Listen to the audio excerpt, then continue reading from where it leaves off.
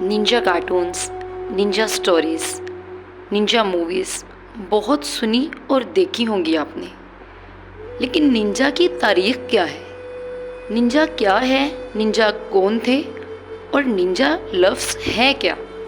इन तमाम सवालों के जवाब देंगे आज इस वीडियो में। निंजा को शनूबी के नाम से भी जाना जाता है। निंजा या शनूबी नवाबी दौर के जापान में खुफिया करिंदे या कातिल होते थे। निंजा के कामों में जासूसी, सबोतार, दुश्मन की सफ़ों में घुसना, कत्ल और गुरिल्ला जंगें शामिल थीं। ये कार्रवाइयाँ सामुराई से कमतर दर्जे की समझी जाती थीं, क्योंकि सामुराई लड़ाई और इज़्ज़त के हवाले से इंतहाई सख्त असूलों के पाबंदी करते थे। जापान में शिंगुको दौर में कराए के कातिल या जासूस जो कि एगा सूबे और कोगा देहात से मुल्हिका इलाकों में सरगर्म हो गए, और इसी इलाके के कबाइल के पास निंजा के बारे में ज़्यादातर मालूमात हैं।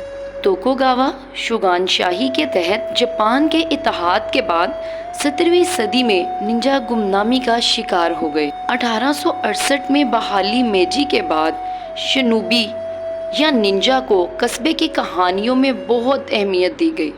निंजा के बारे में बहुत सी गलत बातें मशहूर हो गई थीं। मसलन वो गायब हो सकते थे, पानी पर चल सकते थे और कुदरती अनासिर को काबू कर सकते थे। चुनाचा उस दौर को निंजा के बारे में बेशतर मालूमात शिंगुको दौर की बहाली तख्हील की मदद से अखज़ की गई हैं। तारीख़ी तौर पर निंजा का लफ्ज़ आम इस्तेमाल में नहीं मिलता, ताहम मुकामी तौर पर मुख्तलिफ अंदाज से इसका तज़किरा किया जाता रहा है। ख़वातीन निंजा के लिए कुन्नूची का लफ्ज़ इस्तेमाल हुआ है, जो कुनु और ईची लकीरों का मजमुआ है। जापानी ज़ुबान में औरत का लफ्ज़ लिखने के लिए इस्तेमाल होते हैं। मगरिब में दूसरी जंग अज़ीम के बाद शनूबी की बजाय निंजा ज़्यादा मशहूर हुआ कि शायद अहले मगरिब के लिए ये लफ्ज़ बोलना ज़्यादा आसान था, शनूबी बोलना ज़्यादा मुश्किल था, इसलिए निंजा को ज़्यादा अहमियत दी गई। 15वीं सदी में निंजा किराए के कातिल के तौर पर उभरे और इन्हें जासूसी, लूट मार, दहशतगर्दी के लिए भर्ती किया जाता था।